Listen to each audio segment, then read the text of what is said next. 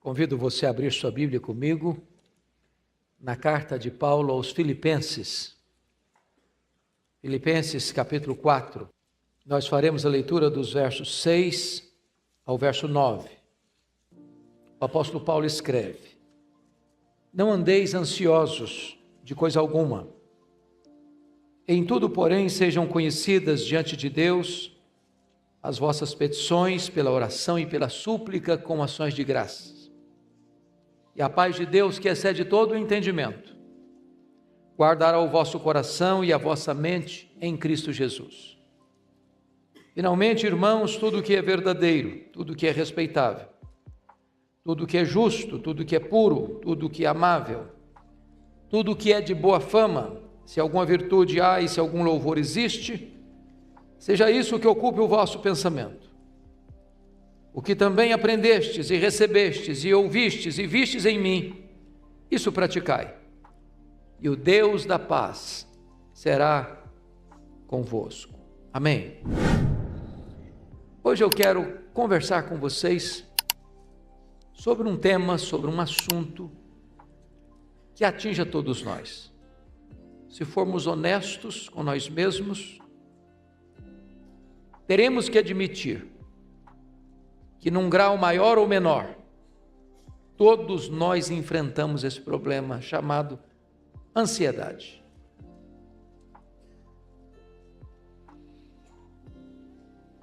Segundo a Organização Mundial de Saúde, mais de 50% das pessoas que passam pelos hospitais são vítimas dos chamados problemas e doenças psicossomáticas.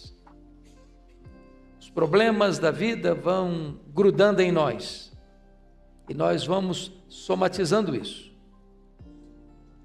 E muitas vezes nós ficamos extremamente ansiosos, a ponto de um dos mais expoentes representantes da psicologia, Rollo May, afirmar que a ansiedade é o mais urgente e o mais grave problema da nossa geração.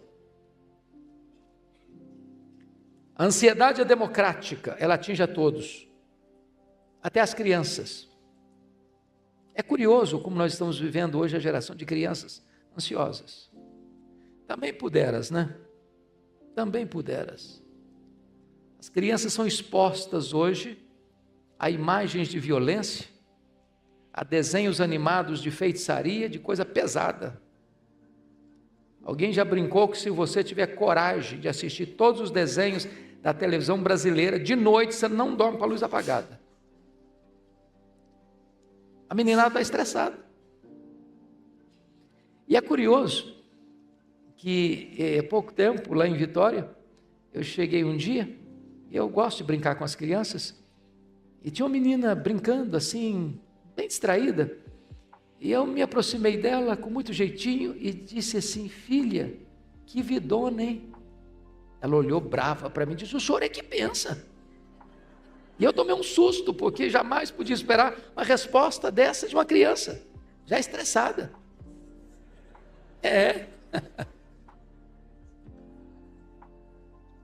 Mas a ansiedade atinge os nossos adolescentes. É uma briga com o espelho, as espinhas no rosto, a pressão da família em relação a vestibular, a Enem, resultados. A ansiedade atinge os nossos jovens, vivendo o problema aí, caso não caso, com quem caso, quando caso, o que é que eu vou fazer da minha vida? Consegui tirar o diploma, mas cadê o emprego? É um problema. A ansiedade atinge os casais, os casados, né? A pressão da estabilidade financeira, a pressão da garantia no emprego, problema do estudo dos filhos. Hoje a educação virou uma indústria cara, caríssima. Namoro dos filhos, o medo de perder o emprego já na meia-idade. O que é que eu vou fazer? A ansiedade atinge os idosos, medo de doença, medo de solidão, medo em relação aos filhos, aos netos. E eu vou fazer uma perguntinha para você agora. Qual foi a última vez que você viu uma pessoa ansiosa?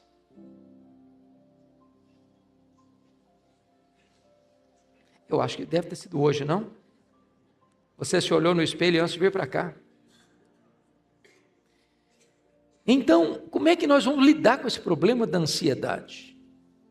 Muitas pessoas acham que você resolve isso ir na farmácia comprando um ansiolítico. Você toma um bom remedinho, dá uma relaxada. Você tratou do sintoma, mas não da causa. Como é que a gente lida com isso? Bom, Paulo trata desse assunto no texto que nós lemos. E ele primeiro diagnostica o problema. No versículo 6. Veja comigo.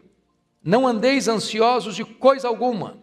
Em tudo, porém, sejam conhecidas diante de Deus as vossas petições, pela oração, pela súplica, com ações de graça. Então, quais são essas causas da ansiedade? Se você percebeu, lendo esta epístola, você vai notar que em cada capítulo desta carta, Paulo trata de um problema que pode gerar ansiedade. No capítulo 1, ele diz que as circunstâncias da nossa vida podem produzir ansiedade em nós. Hoje, todos nós lidamos com circunstâncias difíceis. Você planeja uma coisa, acontece outra. Você sai de casa para trabalhar, bate o carro. Você chega no emprego, você é convidado a ir para o departamento pessoal, porque ali não tem mais chance para você. Você estuda anos a fio para um concurso, faltou um pouquinho, mas você não passou. Você vai no médico para um exame de rotina, descobre que está com uma doença grave. Circunstâncias que você não controla, mas que atingem você. Paulo, ao escrever esta carta, ele estava preso, ele estava algemado em Roma. E ele tenta acalmar o coração da igreja e dizer o seguinte: eu quero que vocês saibam que as coisas que me aconteceram têm antes contribuído para o progresso do Evangelho. Estou passando situação difícil, mas eu não perdi a perspectiva de que Deus está no controle da minha vida. Pode existir para mim acaso, para Deus não. Para Deus existe providência. Olhe para a vida na perspectiva da soberania de Deus, para que as circunstâncias não tirem de você a sua paz e produzam em você ansiedade. Mas se você olhar no capítulo 2 dessa carta, não andeis ansiosos de coisa alguma. No capítulo 2, Paulo trata de um outro problema que gera ansiedade no coração da gente. São os relacionamentos estremecidos. A igreja de Corinto, a igreja de Filipos era uma bênção, mas os crentes estavam batendo cabeça. Pasmem vocês, até as mulheres da igreja estavam brigando. As mulheres quando brigam, porque o som está muito difícil mesmo. A Evódia e a Cinti que não pensavam concordemente mais no Senhor. Tinha irmão lá na igreja, trabalhando na igreja, mas lidando com partidarismo. Outros trabalhando na igreja, mas vanglória. Tinha muita gente trabalhando, mas sem trabalhar em harmonia, concordemente. E sabe, irmãos, quando tem problema de relacionamento dentro de casa ou na igreja, isso produz estresse, isso gera ansiedade, sofrimento. E eu posso até garantir para você que as pessoas nos fazem sofrer mais do que as circunstâncias. As pessoas nos machucam, as pessoas nos decepcionam, e nós decepcionamos as pessoas. Isso produz ansiedade. Quando Paulo vai para o capítulo 3, ele fala de um outro assunto que gera ansiedade. Lá no capítulo 3, versículo 19, ele diz que existem algumas pessoas que só se preocupam com coisas terrenas. Meus amados irmãos, vamos pensar bem nisso aqui. Vocês acham que dinheiro tem sido motivo de estresse hoje? Tem? Às vezes você fica ansioso por causa de dinheiro também? É curioso como a nossa geração mudou o padrão.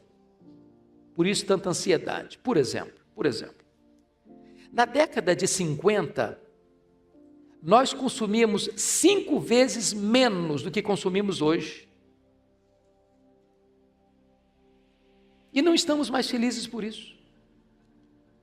O luxo do ontem tornou-se necessidade do hoje.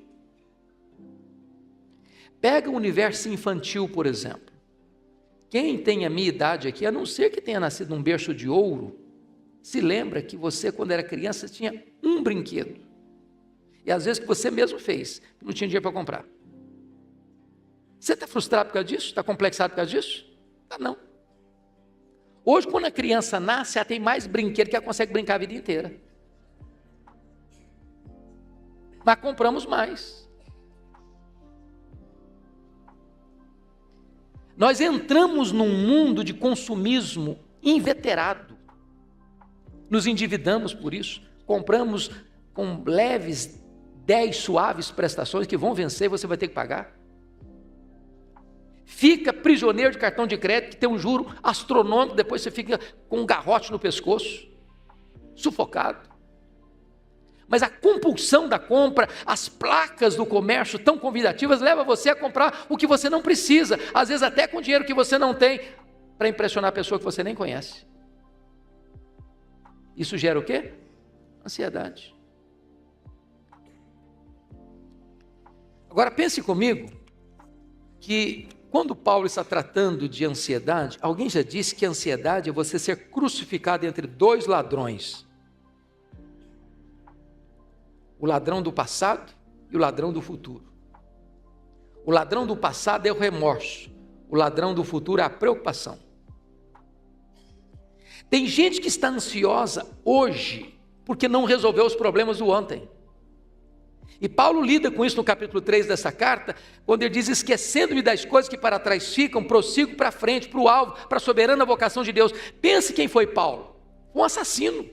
Mandou matar muita gente. Tinha muito sangue derramado. E ele tinha as mãos contaminadas de sangue. Se ele não tivesse se apropriado do perdão de Deus, ele tinha que viver num divã, num psicanalista a vida inteira. Então talvez você precise fazer aí uma faxina no seu passado, quebrar alguns grilhões, romper algumas cadeias, algumas reminiscências amargas. Você que às vezes foi machucado na sua infância, foi abusado sexualmente na sua infância, ou você que sofreu algum bullying na escola e até hoje você carrega traumas e dores na alma, você precisa deixar o passado no passado, para que o passado não seja uma assombração no seu presente. Mas também a ansiedade é você ser crucificado diante de um outro ladrão chamado preocupação. Aí é o problema do amanhã. Você não vive hoje porque você está preocupado com o amanhã. O amanhã nem chegou ainda e você já está ansioso. Então, é muito importante entender aqui algumas coisas. Como é que é a sua vida? Eu li um livro, O Sentido da Vida, do Dr. John Mackay. E esse livro é fenomenal. E John Mackay, neste livro, O Sentido da Vida, conta a história de um personagem, talvez mitológico, Pierre G. de Ibsen. Era um personagem que procurou sentido na vida, felicidade para a vida, fazendo viagens nos lugares mais remotos e mais exóticos do mundo. Depois que ele viajou o mundo inteiro, teve experiências mil, ele retorna para sua casa, retorna para sua região de origem, mas a alma insatisfeita. O coração ainda sem ser preenchido. E ele vai para o quintal, e tem lá um canteiro de cebolas, e ele arranca uma daquelas cebolas, e começa a descascar a cebola. Para cada casca que ele tira, ele dá o nome de uma aventura, de uma viagem, de um passeio, de uma experiência. E ele vai descascando a cebola e vai nominando as experiências vividas. Ao final ele descobriu que aquela cebola só tinha casca. Era tudo que ela tinha. E ele disse: assim foi a minha vida. Só casca. Tem muitas pessoas que estão vazias, porque elas estão buscando sentido naquilo que não tem sentido. Estão ansiosas.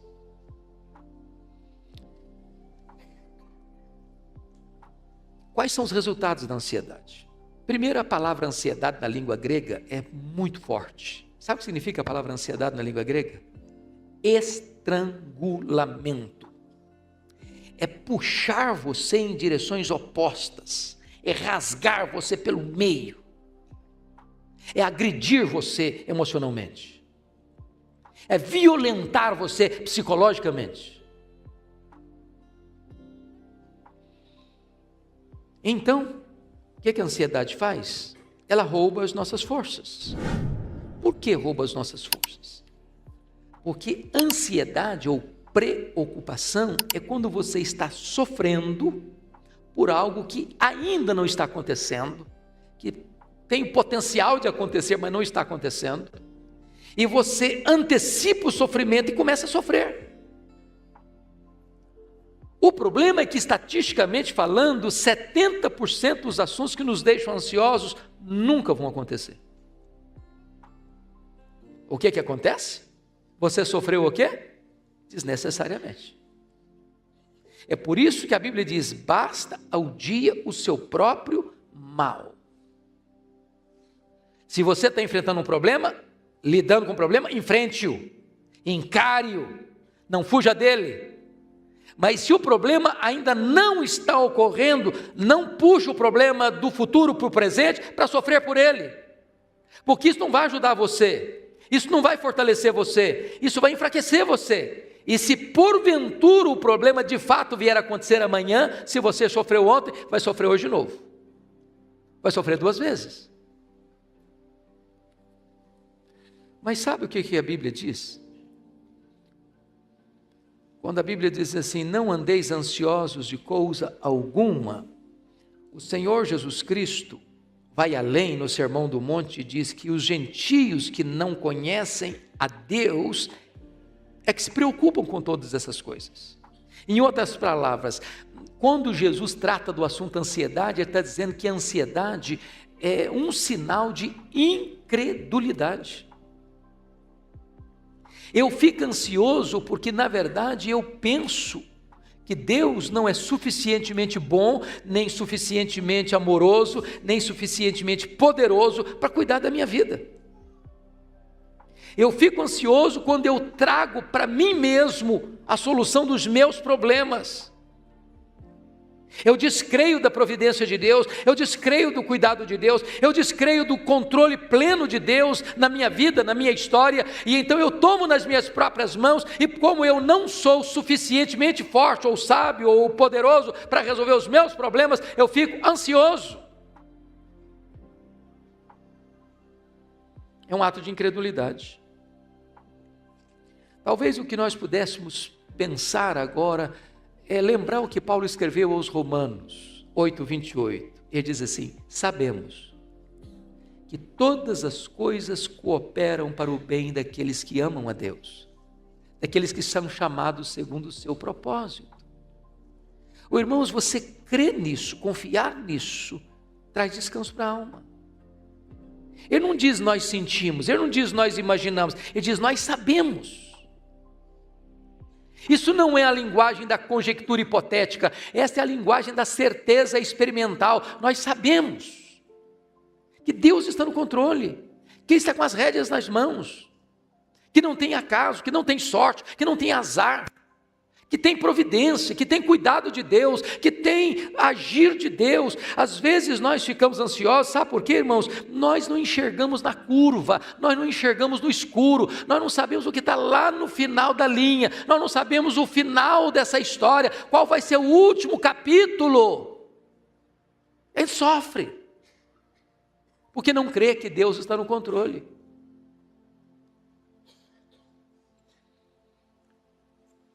Agora deixa eu dizer uma coisa para você, a ansiedade é inútil. Jesus Cristo perguntou assim lá em Mateus 6:27, qual de vós, por mais ansioso que esteja, pode acrescentar um côvado à sua existência? Um côvado, irmãos, é a distância do cotovelo à ponta do dedão. Dá 45 centímetros. O que ele está dizendo é o seguinte: você não estica a sua vida, nem sequer meio metro, pelo fato de você estar ansioso. É inútil, absolutamente inútil. Você não fica melhor porque está ansioso. Você não fica mais sábio, mais forte, mais poderoso porque está ansioso. A ansiedade, ao contrário, ela drena suas energias. Ela tira o seu foco. Ela desvia sua atenção do Deus que está no controle para o problema. O problema que é maior que você.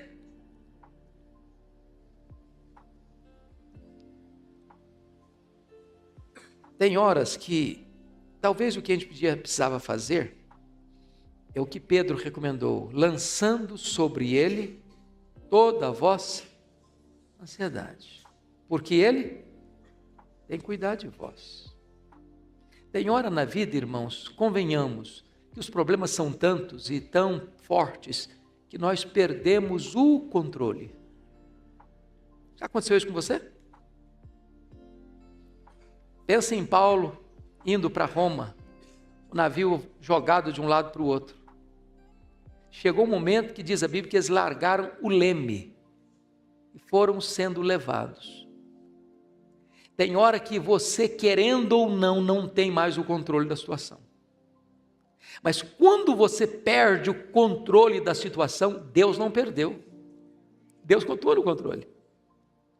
Então o crente vive, não é pelo sentimento, o crente vive pela fé. Eu não estou no controle, mas eu sei que Deus está. Eu não tenho mais controle sobre a minha saúde, eu não tenho controle mais sobre a minha família, eu não tenho controle mais sobre o meu trabalho, eu não tenho controle mais sobre isso, eu não tenho controle mais sobre aquilo, mas Deus está no controle. E você descansa. Você lança aos pés dele toda a sua ansiedade. Mas preste atenção. A ansiedade, ela é incompatível com a fé cristã. Portanto, disse o Senhor Jesus, não vos inquieteis dizendo que comeremos, que beberemos, com que nos vestiremos. George Miller, que foi um homem de fé, um homem de oração, disse o seguinte, o começo da ansiedade é o fim da fé. O começo da ansiedade é o fim da fé. Mas deixa eu dizer algo para você. A ansiedade, de certa forma, é uma falta de bom senso. Porque às vezes a gente está sofrendo tanto agora, por aquilo que vai ser ter uma bênção amanhã. Quantos pais estão chorando por um filho hoje, sem nem perceber o que Deus vai fazer? Levanta esse filho, levanta essa filha, para ser uma bênção. Você está chorando, sofrendo hoje, em vez de estar confiando na providência de Deus. Eu nunca me esqueço de uma cena a que eu passei no seminário. Eu morava num prédio, Raquel, é o prédio anexo ao prédio maior do seminário, e só tinha um bebedouro, ficava lá no final do corredor. Estava no quarto 9, tinha que rodar uns metros para ir no bebedouro tomar água à noite. E eu estou levantando de madrugada para ir no bebedouro, quando estou passando, a porta do quarto de um colega aberta. Colega de turma. Aliás, o mais jovem colega de turma. Quando eu olho, ele estava chorando, mas chorando convulsivamente. Eu tomei um susto. Entrei apressadamente e disse, o que é que aconteceu? Morreu alguém na sua família? Ele disse, não, eu estou com medo da minha mãe morrer. Falei, mas em qual hospital que ela está? Qual é o problema dela? Não, ela não está doente, não, só estou com medo dela morrer um dia. Falei, cara, mas deixa a sua mãe viver, ué. Sabe o que é que aconteceu? Isso tem 40 anos, a mulher está viva até hoje.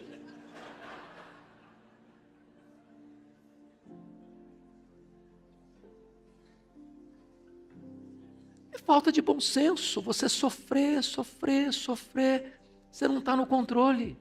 Calma, descansa, entrega para Deus, confia. Não andeis ansiosos de coisa alguma. Bom, mas se Paulo só nos desse esse conselho, talvez ele não nos ajudaria tanto.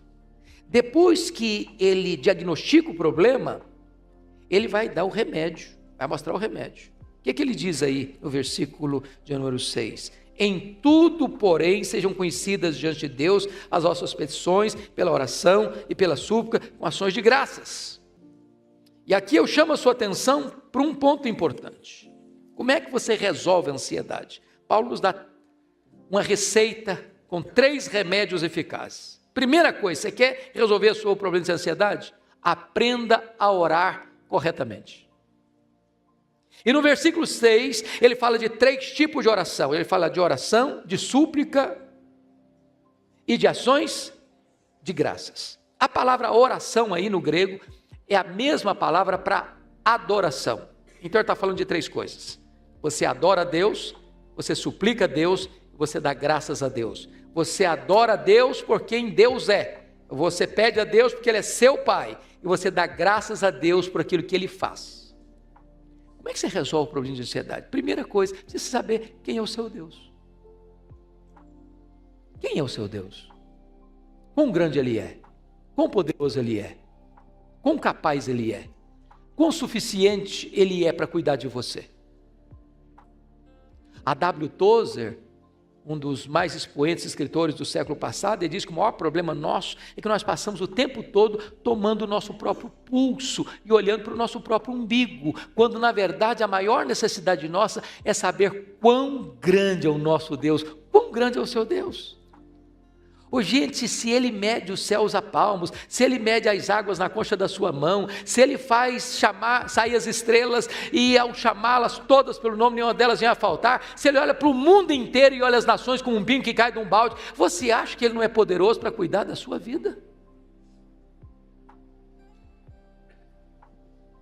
Você acha que Deus está encrencado com os seus problemas? Quando você sabe que o seu Deus é o todo-poderoso Deus, Ele dirige os céus, Ele dirige a terra, Ele controla os anjos, Ele controla os astros, Ele controla o ar, Ele controla o mar, Ele controla os rios, Ele controla o universo, enfim, você acha que Ele não é capaz de cuidar da sua vida? Adore-o, exalte-o. Mas agora você precisa aprender a orar pedindo. Ele é seu Pai? Ele te dá liberdade de pedir a Ele? Você tem livre acesso a Ele? Você pode falar com Ele qualquer hora? Então apresente suas queixas a Ele, suas dores a Ele, suas necessidades a Ele. Você acha que Deus já fez coisas lindas na sua vida? Comece a agradecer, pare de murmurar, pare de reclamar. Comece a entender o que Ele já fez de bom na sua vida, comece a agradecer. Quando você aprende a orar corretamente, você é curado da ansiedade. Segundo remédio que Paulo dá, olha comigo o versículo 8. Você precisa aprender a orar corretamente, segundo você precisa aprender a pensar corretamente. E ele diz no versículo 8 assim: irmãos, tudo que é verdadeiro, tudo que é respeitável, tudo que é justo, tudo que é puro, tudo que é amável, tudo que é de boa fama, se alguma virtude há, se algum louvor existe, seja isso que ocupe o vosso pensamento. Oh, irmãos amados, a vitória ou a derrota está aqui.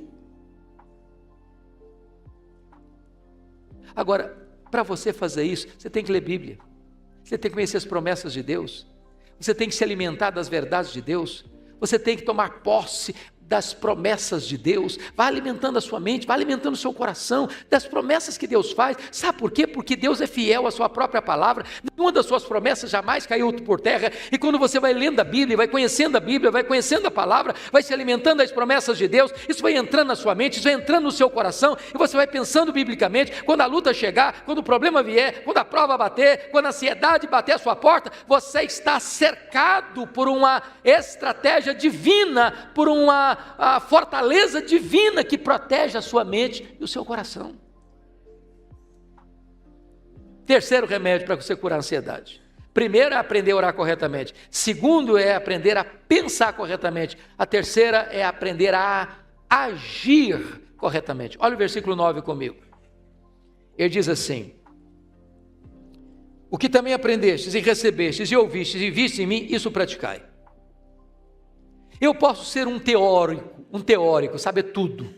Se eu não boto em prática, não vai adiantar nada. James Hilter disse com muita clareza: você não é o que você sabe, nem o que você sente, você é o que você faz. Se você for um mero ouvinte da palavra de Deus, mas não for um praticante da palavra de Deus, a ansiedade vai pular nas suas costas e vai te dominar. Agora, Vamos entender algo aqui, meus amados irmãos, ainda. Depois que Paulo trata do remédio, ele diagnosticou o problema, ele deu o remédio para o problema, agora ele vai mostrar a cura para o problema. Você pode ler o versículo 7, a uma só voz comigo, com voz clara, eloquente, bonita, vamos todos juntos? E a paz de Deus, que excede todo o entendimento, guardará o vosso coração e a vossa mente em Cristo Jesus. Oh, amados irmãos, que coisa preciosa, que há uma substituição da ansiedade pela paz de Deus. Quando eu estou ansioso, eu estou inquieto, eu estou desassossegado, eu estou perturbado, eu estou estrangulado emocionalmente. Aí eu orei, aí eu alimentei minha mente, aí eu pratiquei o que é certo, e aí a ansiedade foi embora, e veio morar no lugar a paz de Deus. É aquela serenidade no meio da tempestade. O problema pode estar lá ainda, mas você está descansando. Davi estava fugindo do seu filho, que queria matá-lo e tomar o trono. E ele fugiu a pé, já velho, no deserto, em tendas improvisadas. Ele diz: em paz me deito e logo pego no sono, porque só tu, Senhor, me fazes repousar seguro. Você está descansando, você confiou que Deus está no controle. Isso é a paz de Deus. Agora preste atenção que esta paz é uma paz diferente. Como assim? O que o homem hoje entende por paz? Ausência de problema. Estou em paz. O que você quer dizer com isso? Está tudo bem, tudo calmo. Mas isso é paz de cemitério.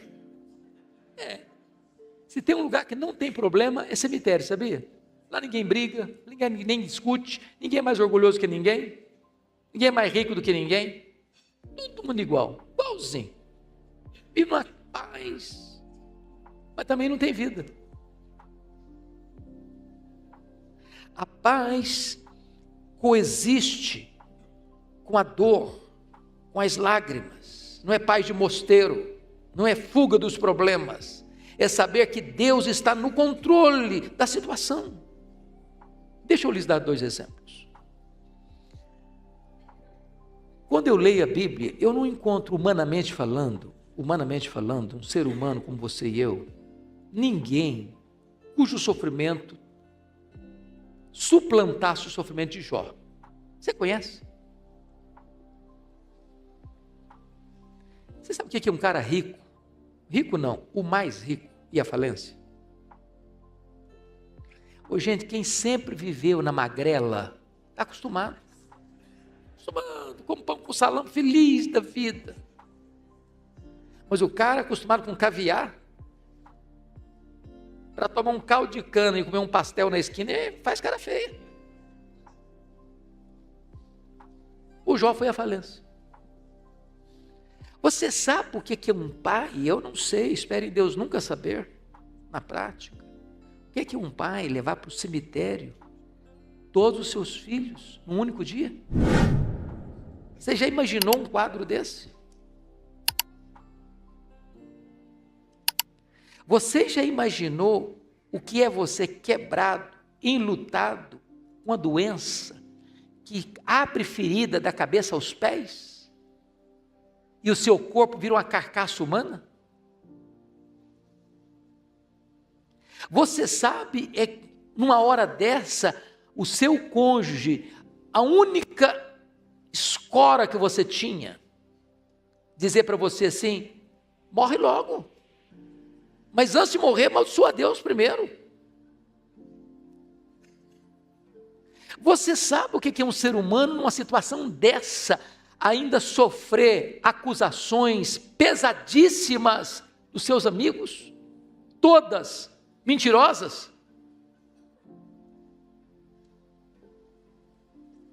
Mas foi esse homem que diz assim: o meu Deus inspira canções de louvor nas noites escuras. A despeito de tudo isso, eu tenho uma convicção que nunca foi abalada na minha alma, é que o meu Redentor vive. Isso é paz no vale. Deixa eu lhes dar um exemplo, outro. Eu acho que, abra sua Bíblia não sei se vocês têm na sua Bíblia, eu tenho na minha aqui, essa é a sua Bíblia da Casa Editora Presbiteriana, tem um inário no final. Sua Bíblia tem inário no final? Tem não, né? Alguns de vocês só têm. Deixa eu abrir aqui no hino 108, um dos hinos mais bonitos do nosso inário. Você conhece: se paz a mais doce me deres gozar, se dor a mais forte sofrer, ó seja onde for, tu me fazes saber que feliz com Jesus sempre sou. Sou feliz com Jesus, sou feliz com Jesus meu Senhor. Aí você diz: esse homem devia estar muito feliz nesse dia que compôs essa música. Que música linda. Mas quem compôs essa música? Quem compôs essa música foi um advogado presbiteriano, convertido a Cristo pelo ministério de Dwight Lyman Moody, um homem muito rico em Chicago. E esse homem, que nasceu em 1828 e morreu em 1888, em 1861, ele casou-se com Ana. Nasceu um filho, e o menino morreu com 4 anos de idade, no dia 9 de outubro de 1871. Em 1873, ele vai para a Europa para encontrar com Moody, e mais tarde, ele enfrenta um grande problema, um incêndio. Ele estava fora de casa, um incêndio atinge Chicago, destrói muito da cidade de Chicago. Ele estava em Louisiana, ele recebe a notícia e sai desesperado para casa, com medo de chegar lá e a sua família ter sido destruída pelo incêndio. Louvado seja Deus, a família foi poupada do incêndio, mas grande parte da sua fortuna ficou destruída pelas chamas. No dia 22 de novembro de 1873, ele resolve ir com a família no navio Ville de Havre, de Nova York para a Europa, para um tempo de descanso. Na véspera da viagem, não consegue embarcar. Manda a sua esposa e suas 4 filhas. Aquele navio afundou, matando 226 pessoas. No dia 1º de dezembro de 1873, ele recebe um telegrama da sua esposa: salva, porém só. As 4 filhas morreram no naufrágio. Dr. Spafford pega um navio e vai para a Europa ao encontrar sua esposa. E ele pede ao comandante para mostrar para ele exatamente o local do naufrágio onde suas filhas morreram. E ele, que nunca tinha composto nenhuma música, escrito nenhuma poesia, quando ele vê o local, o Deus que inspira canções de louvor nas noites escuras, colocou no coração dele esta música: se paz a mais doce me deres sofrer, se dor a mais forte sofrer, ó seja o que for, tu me fazes saber que feliz com Jesus sempre sou. Sou feliz com Jesus, meu Senhor. Mas o estribilho no original é mais forte ainda, porque no original o estribilho é este: It's well with my soul, it's well with my soul. Está tudo bem com a minha alma, está tudo bem com a minha alma, está tudo bem com a minha alma. Esta é a paz de Deus que excede todo o entendimento. Paulo termina dizendo que a paz de Deus que excede todo o entendimento guardará o vosso coração e a vossa mente em Cristo Jesus. E a palavra guardará aqui no grego é colocar sentinela, colocar uma soldadesca. Quando você ora, quando você pensa, quando você age, então a paz de Deus vem e guarda a sua cabeça e guarda o seu coração. Faz sentinela na sua razão e na sua emoção. E então quando a ansiedade tenta entrar, não consegue mais, porque a cidadela da sua mente e do seu coração estão guardados pela paz de Deus. O que é que você e eu vamos fazer com a ansiedade? A ordem de Deus é: não andeis ansiosos de coisa alguma. Vamos orar? Você precisa de tratar disso no seu coração? Se você e eu não somos o que nós sentimos ou falamos, mas somos o que nós fazemos, eu quero então agora recomendar a você de forma prática. Eu não sei se você tem vida devocional. Nós estamos correndo demais, não estamos? Às vezes você está ocupado demais para se ocupar com Deus. Talvez uma coisa prática, tire 10 minutos pelo menos. Você abrir sua Bíblia, você curvar o seu joelho, você falar com Deus. Em vez de você ficar reclamando, murmurando, fale com Deus. Em vez de você alimentar sua mente com todos os noticiários trágicos, com todas as notícias ruins e os fake news da vida, gaste um pouco mais de tempo memorizando a sua Bíblia, decorando alguns versículos da Bíblia, se apropriando das promessas de Deus. Em vez de você ser apenas um teórico ouvinte, comece a botar em prática o que você conhece da palavra de Deus. Vai acontecer um milagre na sua vida. A ansiedade vai embora e a paz de Deus vai entrar, vai guardar a sua cabeça e o seu coração. Vamos ficar em pé. Pastor Arival, o senhor ora por nós, por favor?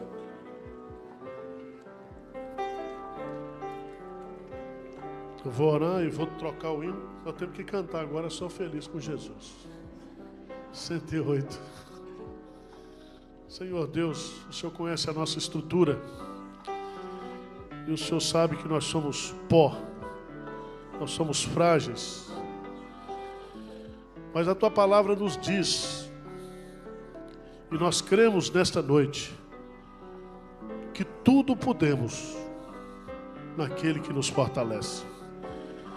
Na força do Senhor, na força da Tua palavra, na força das Tuas promessas, na força do Espírito Santo, nós queremos expulsar da nossa mente, do nosso coração, toda a ansiedade aqui nesta noite. Queremos ser curados, queremos lançar sobre Ti, queremos despejar aos Teus pés todas as nossas preocupações, angústias, ansiedades. Cura-nos, Pai. Ordena aí, do Teu trono de graça e de misericórdia, ordena que a paz de Jesus, que excede todo entendimento, seja derramada em cada coração aqui nesta noite. Que cada mente possa experimentar a paz celestial. Que nós possamos voltar para casa desfrutando dessa paz. Que possamos deitar hoje à noite, pegar logo no sono, porque só Tu fazes-nos descansar com segurança. Pai, nós não queremos ausência de problemas. Nós queremos graça para enfrentar os problemas. Porque quando nós estamos fracos, aí é que nós somos fortes. O Teu poder se aperfeiçoa na nossa fraqueza. Então, guarda o Teu povo nesta noite. Consola o Teu povo. Anima o Teu povo. Fortalece o Teu povo. Em nome de Jesus. Amém.